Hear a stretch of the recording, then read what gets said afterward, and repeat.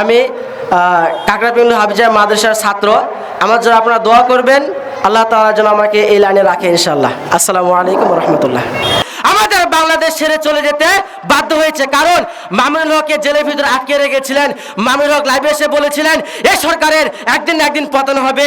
ফয়জুল করিমের ঠোঁটে চিয়াতে বাড়ি রেখেছিলেন, তারপর বলেছিলেন রাস্তায় যখন নেমেছি সরকারের পতন দেখে ছাড়বো। কিছুদিন আগে এমন আমি ফেসবুকে দেখলাম 3 উপদেষ্টা হয়েছে, তার মধ্যে এক উপদেষ্টা ফারুক। আপনারা তো খবর দেখেন, জানেন, আমিও তো খবর দেখি না। 3 উপদেষ্টা হয়েছেন, তার মধ্যে এক উপদেষ্টা ফারুক। কিছু পারুক আর না পারুক, বাবার নাম রেখেছে ফারুক। বুঝেন নাই? আসসালামু আলাইকুম ওয়া রাহমাতুল্লাহি ওয়া বারাকাতুহু। আলহামদুলিল্লাহ নাহমাদুহু ওয়া নাস্তাঈনুহু ওয়া নাস্তাগফিরুহ ওয়া নাউযু বিল্লাহি মিন শুরুরি আনফুসিনা ওয়া মিন সাইয়্যাতি আমালিনা। মান ইয়াহদিয়াল্লাহু ফালা মুদিল্লা লাহু ওয়া মান ইউদ্লিলহু ফালা হাদিয়া লাহু। আশহাদু আন লা ইলাহা ইল্লাল্লাহু ওয়া আশহাদু আন্না মুহাম্মাদান আবদুহু ওয়া রাসূলুহু। আম্মা বা'দ ফাআউযু বিল্লাহি মিনাশ শাইতানির রাজীম। বিসমিল্লাহির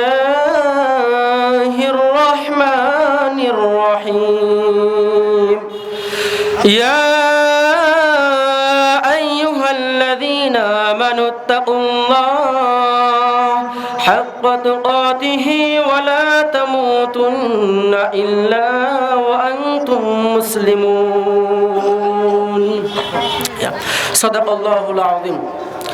সর্বপ্রথম প্রশংসা করে নেই সে মহান রব্বুল আলামিনের উপর, যে মহান রব্বুল আলামিন আজকে পবিত্র জলসায় দিনের শেষে রাত্রির শুরুতে আপনাকে আমাকে কিছু আলোচনা করার এবং কিছু আলোচনা শোনার মতন তৌফিক দান করেছেন। সে মহান রব্বুল আলামিনের উপর আমরা সকলে একবার শুকরিয়া আদায় করি, সকলে বলি আলহামদুলিল্লাহ। যিনি সৃষ্টি হলে আপনি আমি এমনকি নদী নালা খাল বিল কিছুই সৃষ্টি হতো না, তিনার উপর সকলে একবার দরুদ শরীফ পাঠ করি, সকলে বলি সাল্লাল্লাহু আলাইহি ওয়াসাল্লাম।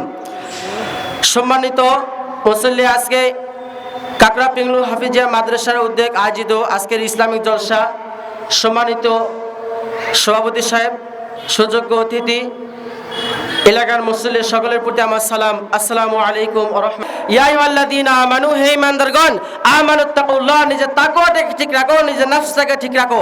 আমাদের তাকওয়া, আমাদের দিল, আমাদের নফসটা এমন হয়ে গেছে, গুনাহ করতে করতে ভাই কালো হয়ে গেছে। এখানে যারা আমরা আছি অনেকেই মাঠে ঘাটে কৃষিতে কাজ করি। কৃষিতে কাজ করে যারা দেখা যায় জমিতে যখন ফসল ফলে আমরা জমি ঘাসে ভরে যায়, জমি যখন আমরা পরিষ্কার কত সুন্দর দৃশ্য দেখা যায়, তেমনি সেনি আজকে আমাদেরকে দিলটা, আমাদের তাকওয়াটা গুনাহ করতে করতে এক পর্যায়ে কালো হয়ে গেছে। লোহা যেরকম মরিচা পরে পরে কালো হয়ে যায়, বৃষ্টির পানিতে ভিজে ভিজে লোহা মরিচা পরে কালো হয়ে যায়, আমাদের দিলটা, আমাদের অন্তরটা মরিচা পরে পরে কালো হয়ে গেছে। আজকের এই কাকড়াপিংলু হাফিজিয়া মাদ্রাসার উদ্যোগ আয়োজিত কত সুন্দর ইসলামিক জলসা, আজকের আমার সামনে কয়েকটা শ্রোতা মাত্র বসে আছে, বসে নাই। এখন মাগরিবের সালাত আদা হয়েছে, এদিক সেদিক অনেক যুবকেরা ঘোরাফেরা করতেছেন। আমি মাগরিবের আগে একটু বাজারে গিয়েছিলাম, গিয়ে দেখলাম এত ভিড়, রাস্তাতে যাওয়াই যায় না, ঠিক না? রাস্তায় এত ভিড় হয়েছে, যাওয়াই যায় না। ওখানকার যত যুবক আছে, যত মুসল্লি আছে, তারা যদি আজকে কোরআনের মাহফিলের উদ্দেশ্যে আসে এখানে আয়োজিত, আপনারা এখানে যদি আসতেন, কোন হাজার দুটো আলোচনা শুনবেন, কথা শুনবেন, আজকে আপনারা ওখানে গিয়ে আড্ডা দিচ্ছেন, তাহলে লাভ কি হলো ভাই? একটা কথা খেয়াল রাখবেন, দুনিয়াতে আমরা আছি, কেউ চিরস্থায়ী না, অস্থায়ী। চিরস্থায়ী দুনিয়া থাকার জায়গায় নয়, দুনিয়া অস্থায়ী থাকে। আজ আমরা আছি, কাল নাই। আজকে যদি এখানে কোরআনুল কারীমের ওয়াজ না হয়ে গান বাজনার ওয়াজ হতো, মুসলমানের জায়গা যাওয়া যেত না, বলেন ঠিক কিনা? আজকে যদি এখানে বক্স ভাড়া করা হতো, মেয়ে নিয়ে আসা হতো, গান বাজনা হতো, যুবকদের আর জায়গা দেওয়া যেত না, যুবকদের জায়গা ঢল পেরে যেত এতক্ষণ। আজকে কোরআনুল কারীমের হাদিসের মাহফিল, আজকে এখানে যুবকের দেখা নাই, মুসল্লির দেখা নাই, শুধু সামনে খালি প্যান্ডেল পরে আছে, আমরা বক বক করতেছি। লাভ কি? কাদের জন্য করব? এখানে আপনারা আসবেন, আজকে আসেন, দুনিয়ার জন্য দুটো কথা শুনবেন, কোরআন হাদিসের দুটো কথা শুনবেন, 100টা বলবো, 2টা মানবেন, 2টা আপনার কার্যকর হবে। এজন্য আল্লাহ তাআলা বলছেন তোমরা নিজের তাকওয়াটাকে ঠিক রাখো, নিজের নাফসটাকে ঠিক রাখো, তারপর কবরে এসো। তাহলে কবরে এসো না, দুনিয়াটা এমন জায়গা। আপনাদের ছোট্ট একটা ঘটনা বলে আপনারা বুঝতে পারবেন। একদিন একটা ইঁদুর ছিল, ইঁদুর কামারের কাছে চলে গিয়েছে, কামারের কাছে গিয়ে বলতেছে একটা রেত দেন, একটা রেতও দিয়ে দিছে। ইঁদুরটা এখন জিবাত ঘুষটাইতেছে, কোথায়? জিবায় ঘুষটাইতেছে, ঘুষটাইতে ঘুষটাইতে জিবাতে রক্ত পড়তেছে। ইঁদুরটা ভাবতেছে রেত থেকে রক্ত পড়তেছে, রক্ত পড়তেছে কোথা থেকে? জিবা থেকে রক্ত পড়তেছে। এমনটা অবস্থায় রক্ত পড়তে পড়তে হঠাৎ করে মারা গেলেন, দুনিয়া থেকেও চলে গেলেন।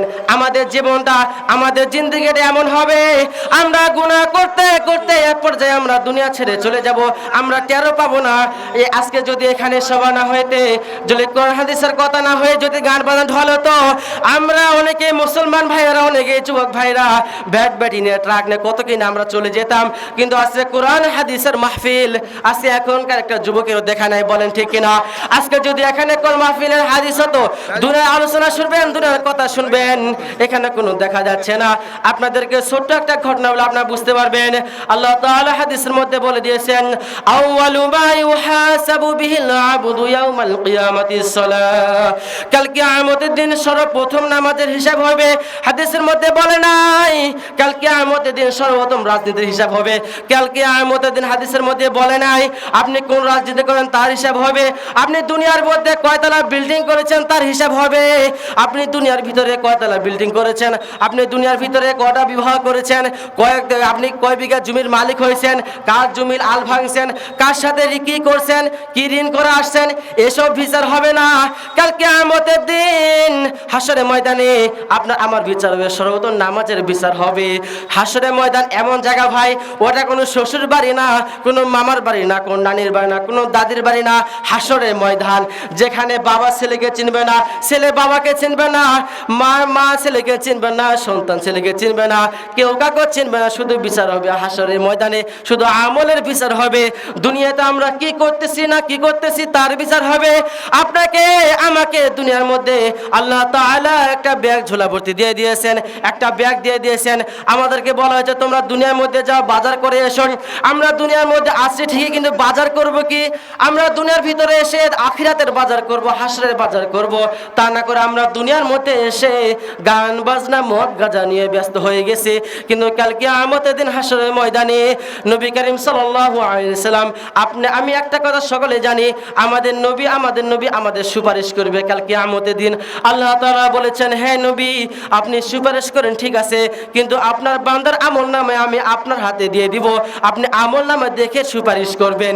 নবী করিম সাল্লাল্লাহু আলাইহি ওয়াসাল্লাম হাতে যখন আমলনামা, আমাদের আমলনামা দেওয়া হবে, ওই সময় আমলনামা দেখে নবী করিম যখন একটা পৃষ্ঠার উপর পৃষ্ঠা উল্টাবে, দেখবে শনিবার, রবিবার, সোমবার, মঙ্গলবার, জোহর নাই, আসর নাই, মাগরিব নাই, এশা নাই, জুম্মা নাই, মদ গাঁজা জুয়া জিনা ব্যবসায় না ব্যস্ত হয়ে গেছি।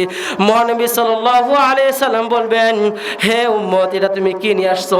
হাসরের ময়দানে তুমি কি নিয়ে আসছো? এটা দুনিয়ার ভিতরে আমার 23 বছরের কান্না তোমার একটু মনে পড়ে নাই?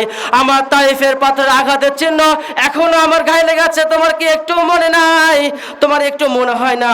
আজকে আমরা দুনিয়ার ভিতরে, দুনিয়ার মধ্যে একমাত্র সমাজের জন্য কত কিনা করতেছি। মেয়ের বিয়ের জন্য, ছেলের বিয়ের জন্য একটা বক্স ভাড়া করে আমরা 3 দিন 4 দিন করে বক্স বাজাইতেছি, গান বাজাইতেছি। কেন বক্স বাজাই, কেন গান বাজাই? একমাত্র সমাজকে খুশি করার জন্য, সমাজ মেনটেন করার জন্য। ছেলে মেয়ে উভয়কে আপনি একটা কারে করে বিয়ে দিচ্ছেন, ছেলে মেয়ে উভয়ে কারে ঢুকে তারা ঘষাঘষি করে চলে যাচ্ছে, বিয়ের পিঁড়িতে বসবে। বিয়ে করার জন্য আপনি 3 দিন 4 দিন বক্স বাজাচ্ছেন এবং বেপরদাশালী করতেছেন। আপনি কি মনে করতেছেন আপনার মেয়ে কি সুখে থাকবে? আপনি সুন্নতি বিয়ে দেন, তা না করে আপনি দুনিয়ার ভিতরে, জমিনের ভিতরে আপনি বক্স ভাড়া করে বিয়ে দিচ্ছেন। মাটির জমিন বলে তুই বক্স ভাড়া করছিস ঠিক আছে, আমি তোর অপেক্ষায় আছি, তুই একদিন আমার কবরে আসবি। মাটি কথা বলে তুই বক্স ভাড়া করে এসে গান বাজনা করে দুনিয়া কাঁপাচ্ছিস, তুই একদিন আমার ভিতরে আসবি, আমি সেদিন তোকে কাটবো। জমিন, মাটি কথা বলে আপনি কোথায় যাবেন ভাই? আমাদের যাওয়ার জায়গা নাই। দুনিয়া হচ্ছে চিরস্থায়ী থাকার জায়গা না, দুনিয়া অস্থায়ী। আজকে আমরা দুনিয়াতে আছি, কাল আমরা দুনিয়াতে নাও থাকতে পারবি। এজন্য আজকে আপনাদের ছেলে মেয়ে সন্তানদেরকে আমরা কি শিক্ষা দিতেছি?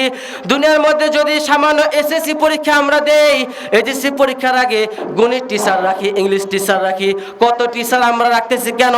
আমার সন্তানটা যেন একটু ভালো করে পরীক্ষা দিতে পারে, আমার সন্তানরা যে একটু ভালো করে পরীক্ষা দিতে পারে। তার পরীক্ষা যদি ভালো না হয় আমার মান সম্মান থাকবে না, আমি সমাজের ভিতরে কিভাবে মুখ দেখাবো?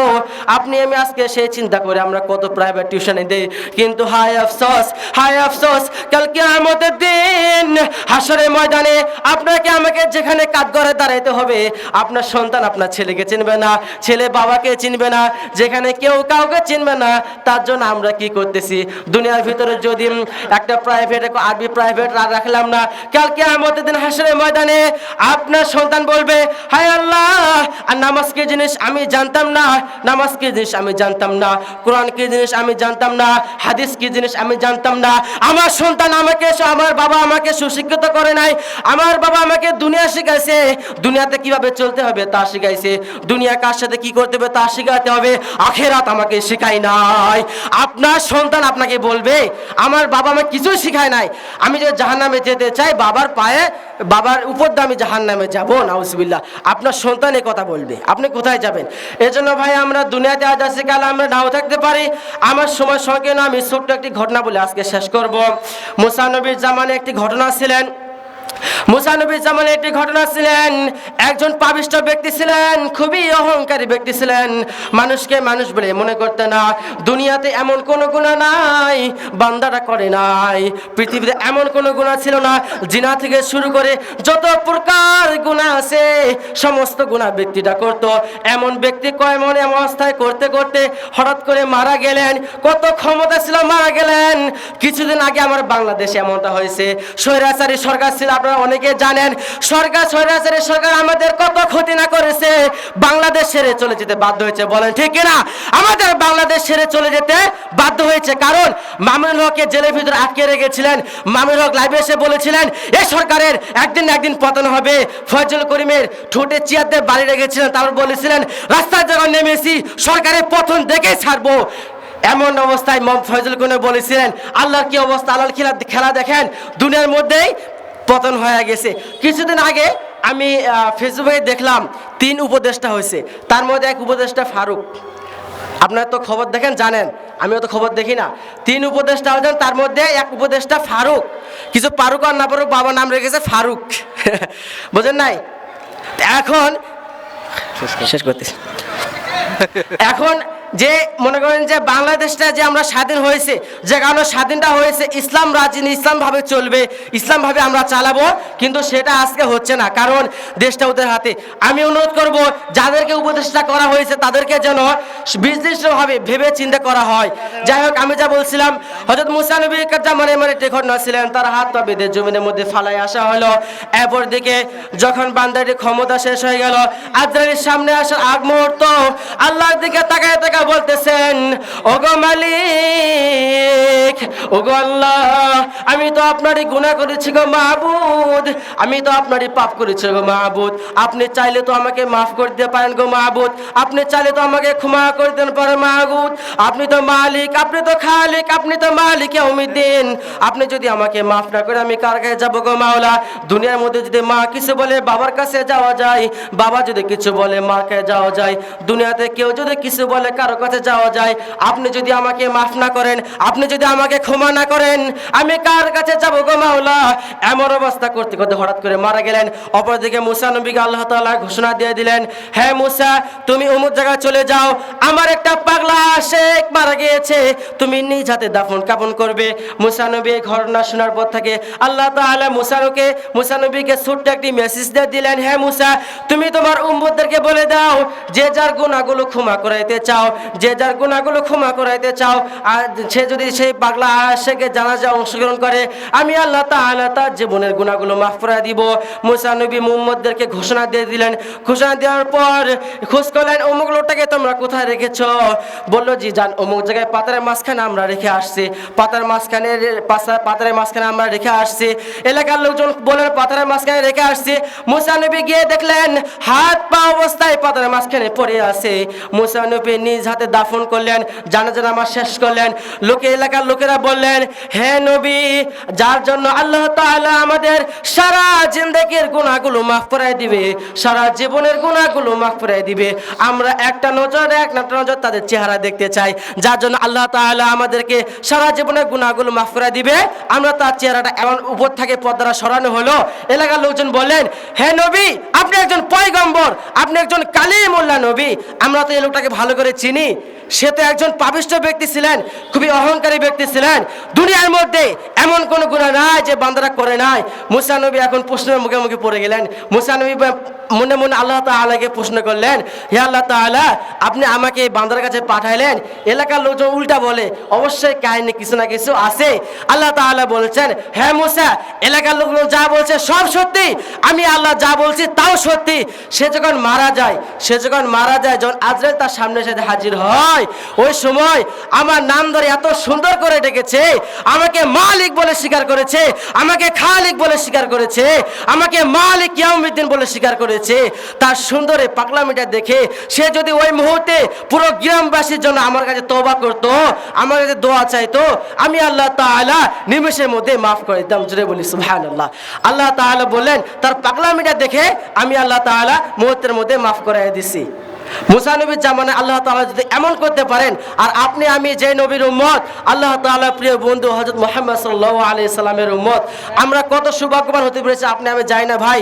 অন্য জামানা অন্য নবীরা বলতেন, আল্লাহ তাআলা আপনি আমাকে এই জামানার এই যুগে নবী না বানাইয়া মুহাম্মাদের জামানায় মুহাম্মাদের যুগে যদি উম্মত বানাইতেন, নিজেকে ভাগ্যবান মনে করতাম। আপনি আমি সেই নম্বরের উম্মত হতে পেরেছি। আমরা সবসময় চেষ্টা করবো ইনশাআল্লাহ 5 ওয়াক্ত নামাজ আদায় করার। আমি আবারও বলতেছি, আমরা যারা এদেশে ঘোরাফেরা করতেছি, ঘোরাফেরা করবো না ভাই, কারণ আজকে কোরআনের মাহফিল, হাদিসের মাহফিল। আমরা এখানে আসছি, দুটা কথা শুনবো, দুটা আলোচনা শিখবো, দুটা শুনবো, একটা তো মানবো, মানে চলবো ইনশাআল্লাহ। আসসালামু আলাইকুম ওয়া রাহমাতুল্লাহি ওয়া বারাকাতুহু। আমি কাকরাপিন্ডু হাফিজা মাদ্রাসার ছাত্র।